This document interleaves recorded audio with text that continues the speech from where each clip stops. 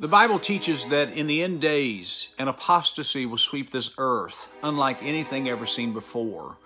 Ladies and gentlemen, we are living in these days now.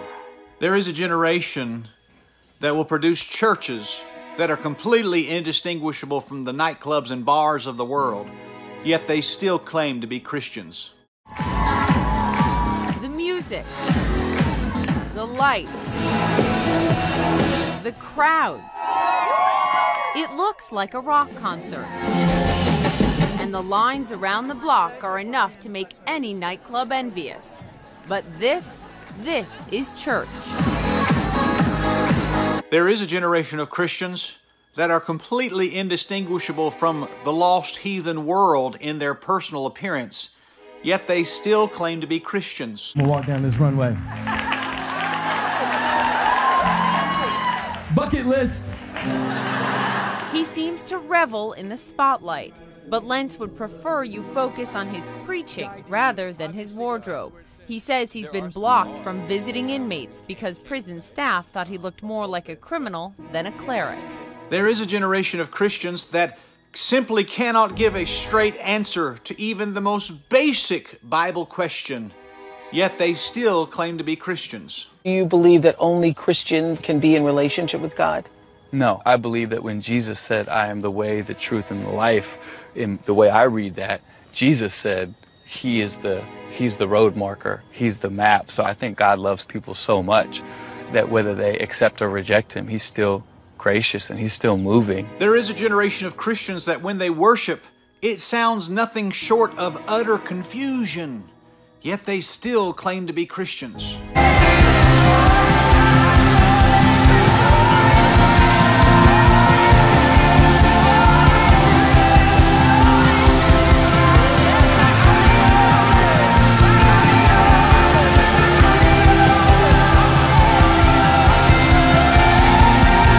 Not only that, there is a generation of Christians that will put half-naked people on stage in front of their church while they're worshiping and still look you in the face and claim that they're Christians.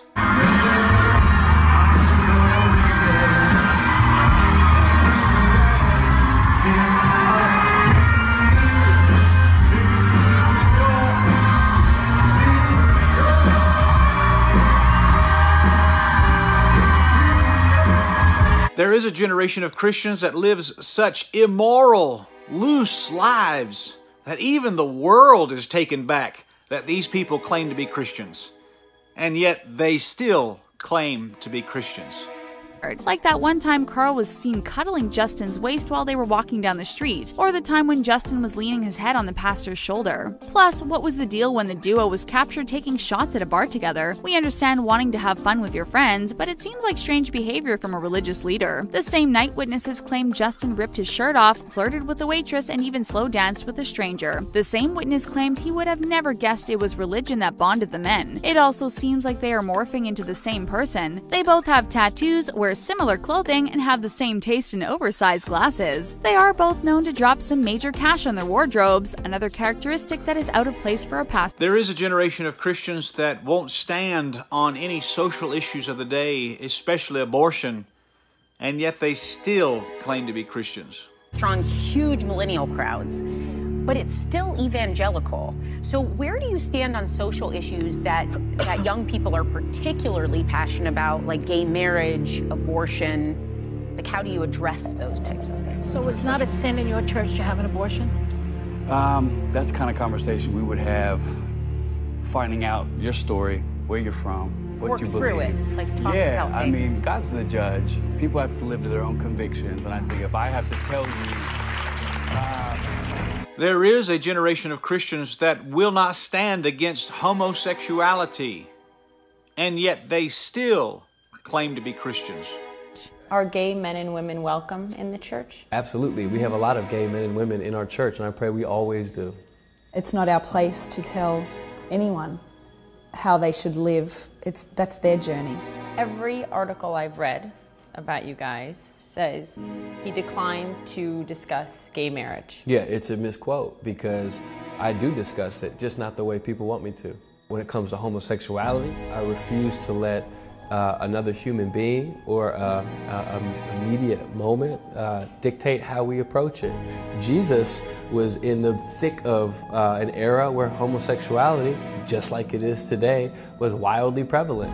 And I'm still waiting for someone to show me the quote where Jesus addressed it on the record in front of people. You won't find it because he never did. There is a generation of Christians, and they are the first ones in history, but they are actually accepted and adored by the LGBTQ crowd, and yet they still claim to be Christians. Next guest has been compared to everyone from Adele to Amy Winehouse. Her new CD just debuted at #1. She's amazing. Here to perform Still Rolling Stones. Please welcome Lauren Daigle.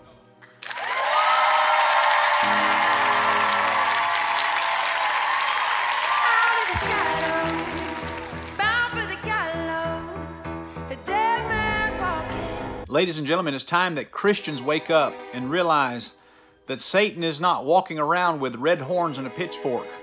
Satan's wearing a leather jacket, and he's standing behind a pulpit.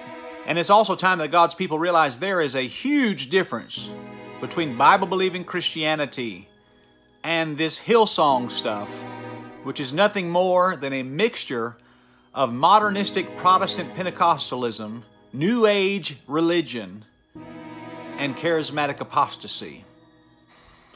But then again, who am I to judge? I'm just a guy with a Bible. God bless you.